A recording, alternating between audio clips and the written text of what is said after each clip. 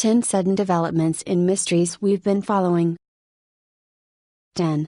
The disappearance of the McStay family. For nearly 4 years, no missing persons case was more baffling than the disappearance of the McStay family. On February 4, 2010, Joseph McStay, Summer McStay, and their 2 children, 4-year-old Gianni and 3-year-old Joseph Jr., all mysteriously vanished from their home in Fallbrook, California. Days later, their abandoned vehicle was found near the Mexican border. A review of surveillance footage found a family resembling the McStays walking across the border. For a while, authorities leaned toward the theory that the McStays had disappeared voluntarily. Unfortunately, the abandoned vehicle and the surveillance footage turned out to be nothing more giant red herrings. On November 11, 2013, human remains were discovered in 2 shallow graves in a remote desert area outside of Victorville. Dental records positively identified the remains as the McStay family. Their cause of death was believed to be blunt force trauma, and it's likely that the family was murdered inside their home before their bodies were transported to the desert and buried. Nearly 1 year to the day after the remains were discovered, police finally announced that they had made an arrest. Charles Chase Merritt was charged with the McStay family murders. Merritt had been Joseph McStay's business partner and received a call from Joseph's cell phone on the same night the family disappeared. It is believed that he abandoned the McStay's vehicle near the border to throw police off the trail. Merritt is currently awaiting trial for the murders. 9.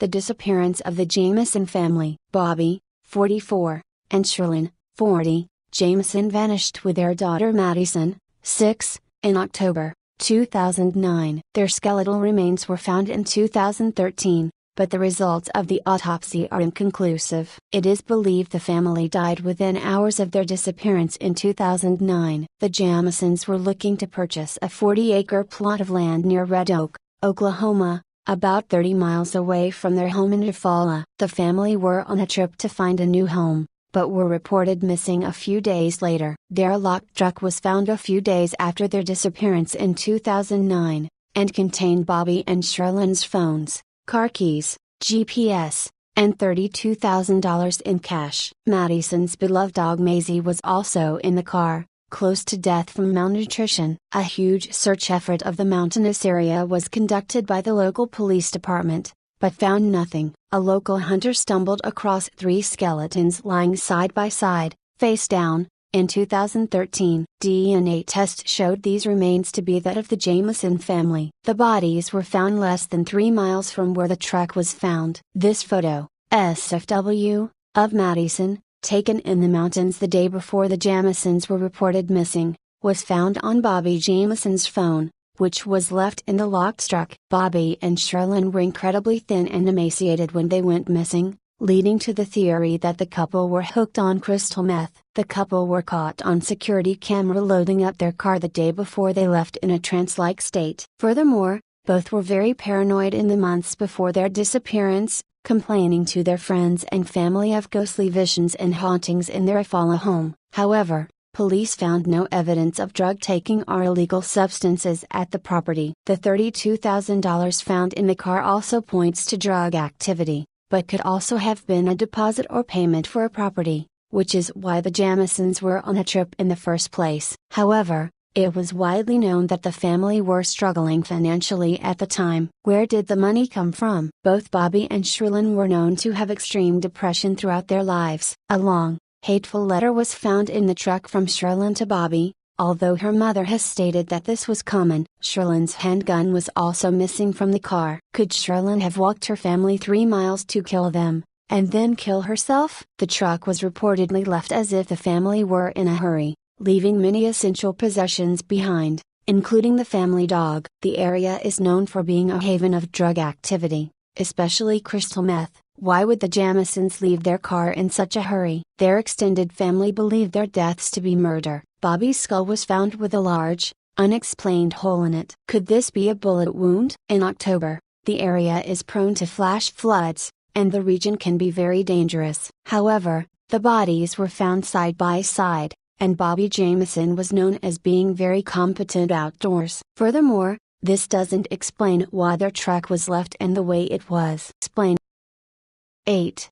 The murder of baby Hope. On July 23, 1991, a cooler was discovered alongside the Henry Hudson Parkway in New York City. When the cooler was opened, everyone was shocked to find the decomposed body of a young girl inside. The cause of death was asphyxiation, and the girl had been sexually abused prior to her death. Over a week before the discovery, a witness had seen a Hispanic couple walking alongside the parkway with a cooler. Since the child's identity was unknown, authorities appealed to the public for information. They received no answers, so for over 20 years, the unidentified girl was simply known as Baby Hope. During the summer of 2013, the Baby Hope case was reopened and republicized. Shortly thereafter, authorities received information leading them to a woman named Margarita Castillo, who claimed that her 4-year-old daughter, Angelica, had gone missing 2 decades earlier. According to Margarita, Angelica's father had taken off with the child in 1991, but she was never reported missing. DNA samples extracted from Baby Hope's body were compared with Margarita's DNA, and they proved to be a perfect match. In October, the investigation led to Margarita's cousin, Conrado Juarez, a 52-year-old dishwasher from Manhattan. After being questioned by police, Juarez confessed to sexually abusing Angelica before smothering her to death. With the help of one of his sisters, he then placed the child's body in a cooler and left it alongside the parkway. Juarez was indicted for the murder and is currently awaiting trial. After 22 years, Baby Hope was finally laid to rest under her real name, Angelica Castillo. 7.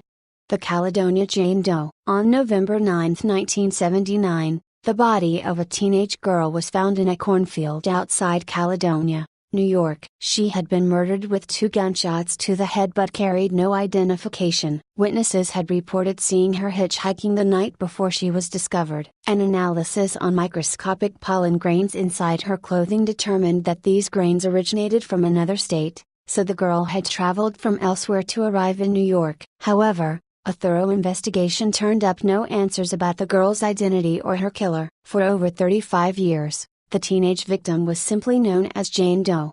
In January 2015, the Caledonia Jane Doe was finally identified as Tammy Jo Alexander, a 16-year-old runaway from Brooksville, Florida. The identification was set in motion when one of Tammy's former high school classmates tried to track her down. To the classmates' surprise, Tammy's sister informed her that she had not been seen since the late 1970s. Even more surprisingly, no missing persons report existed for Tammy Jo Alexander. Tammy had a history of running away from her tumultuous home, so she was either not reported missing by her family or the police simply wrote her off as a runaway and refused to file the report. In 2014, Tammy was officially reported missing, which caught the attention of Carl Koppelman, a member of the internet group Websleuths. Koppelman thought that Tammy bore a striking resemblance to forensic sketches of the Caledonia Jane Doe and reported this information to police. DNA testing would conclusively determine that they were the same person. Tammy Jo Alexander's killer has still never been identified.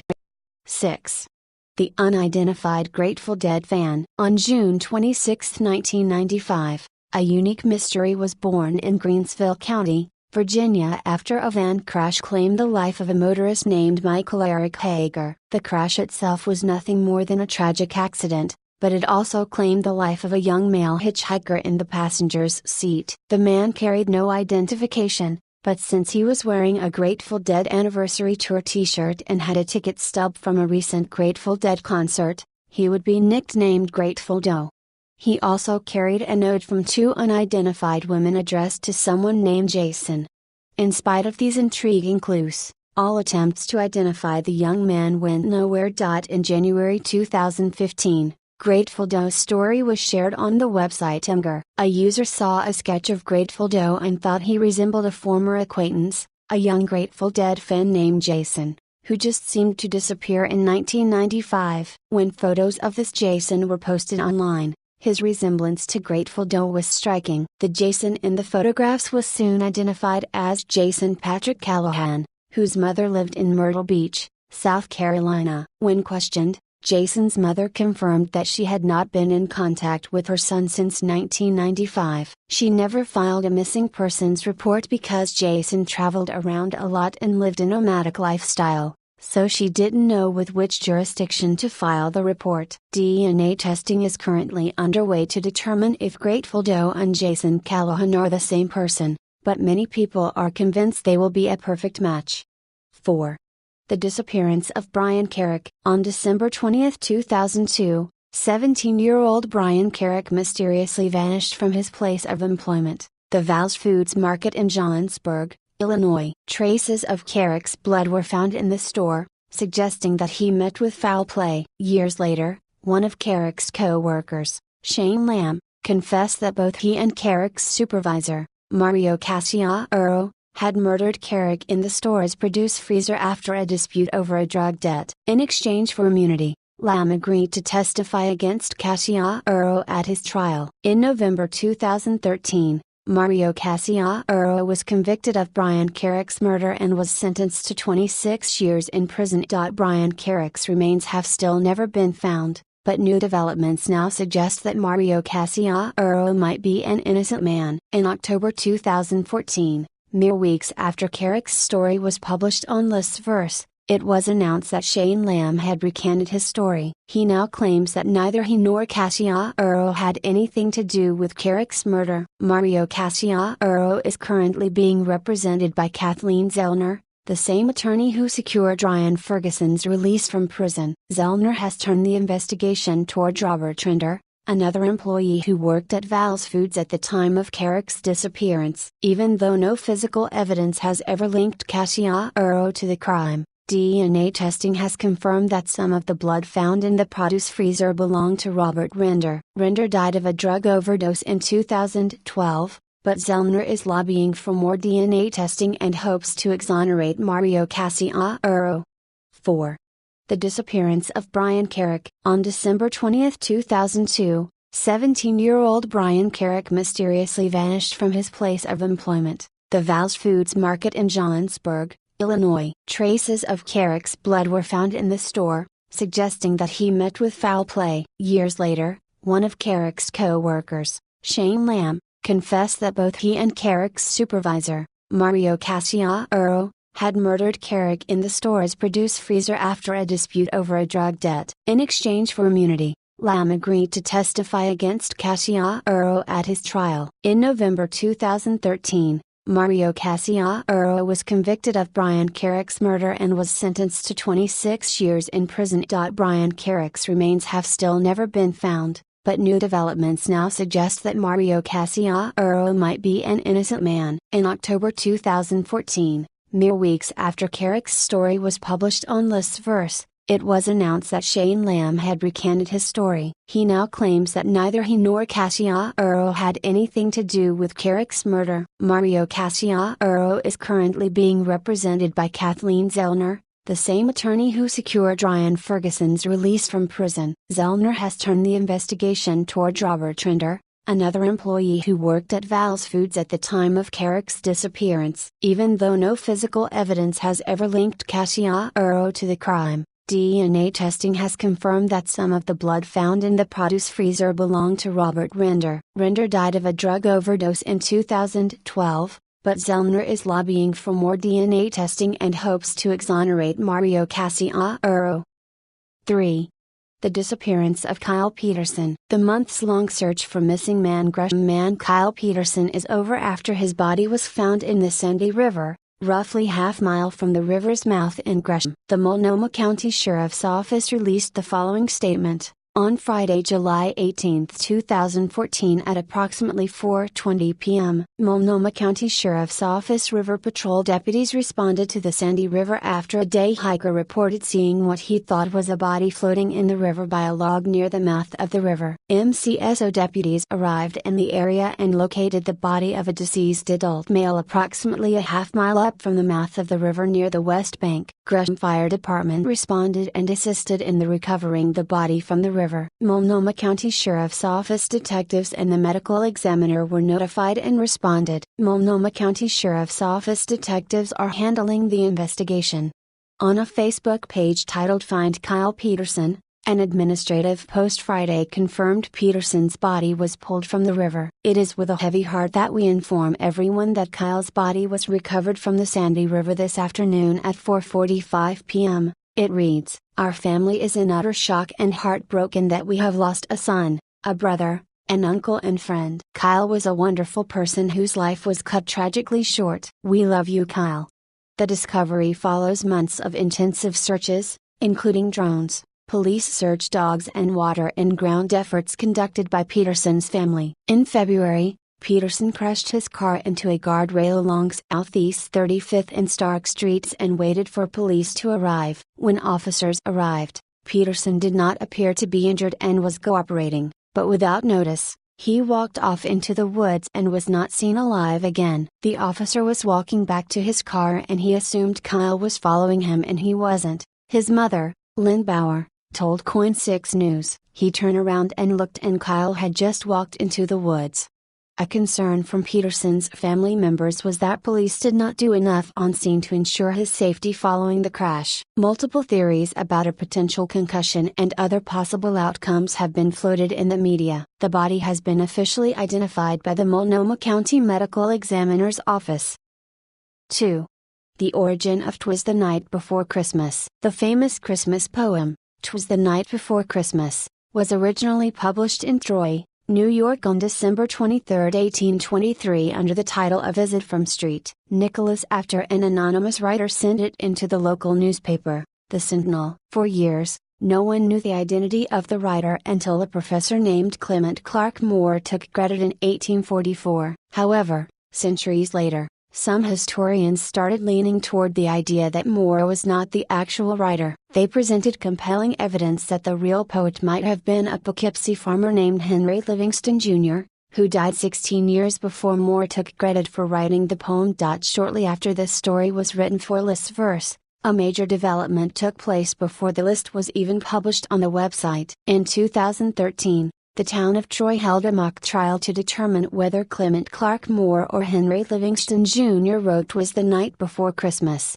Evidence was presented for both sides, but the proceedings ended in a hung jury, and the issue remained unresolved. As a result, funds were raised via Kickstarter to hold another mock trial the following year. The end result was surprising. On December 7, 2014, a jury of 2 men and 4 women ruled that Henry Livingston Jr. was the likely author of "'Twas the Night Before Christmas." Obviously, the trial was done purely in good fun, and the ruling had no legal weight, but it has added more credence to the belief that Livingston should receive credit for one of the most famous poems of all time. 1. The identity of Suzanne Davis, Sharon Marshall, Tanya Dawn Tadlick. When a young Oklahoma woman died in a hit-and-run accident in April 1990, investigators uncovered a truly twisted mystery. For years, the young woman lived under several different aliases, including Suzanne Davis, Sharon Marshall, and Tanya Dawn Tadlick. She was raised by a career criminal named Franklin Delano Floyd, and they were married once she reached adulthood. However, DNA testing showed that the woman was not Floyd's biological daughter. Even stranger, she had given birth to a boy named Michael, but Floyd was not his biological father, either. After Michael was put in foster care, Floyd abducted him in 1994. He was later arrested, but Michael has never been found. Floyd was sent to death row for another unrelated murder but remained silent about the deceased girl he raised as his daughter. This bizarre story was chronicled in the book A Beautiful Child, and its author, Matt Birkbeck, worked tirelessly to uncover the girl's identity. In October 2014, Birkbeck announced that she had been positively identified as Suzanne Marie Chevakis. During the 1970s, Suzanne lived in North Carolina with her divorced mother and 3 siblings. Suzanne's mother eventually got remarried to Franklin Delano Floyd. In 1975, when Suzanne was 6 years old, her mother was sentenced to serve 30 days in jail for a minor crime. While she was incarcerated, Floyd took her 4 children and fled the state. 2 of the children were dropped off at a social services agency, but Suzanne's younger brother was never recovered. For the next 15 years, Floyd raised Suzanne as his own daughter and constantly abused her until her death in 1990. In 2014, Floyd finally opened up about his marriage to Suzanne's mother. After the woman was tracked down and identified her missing daughter in a photograph, DNA testing confirmed her identity as Suzanne Marie Chevakis.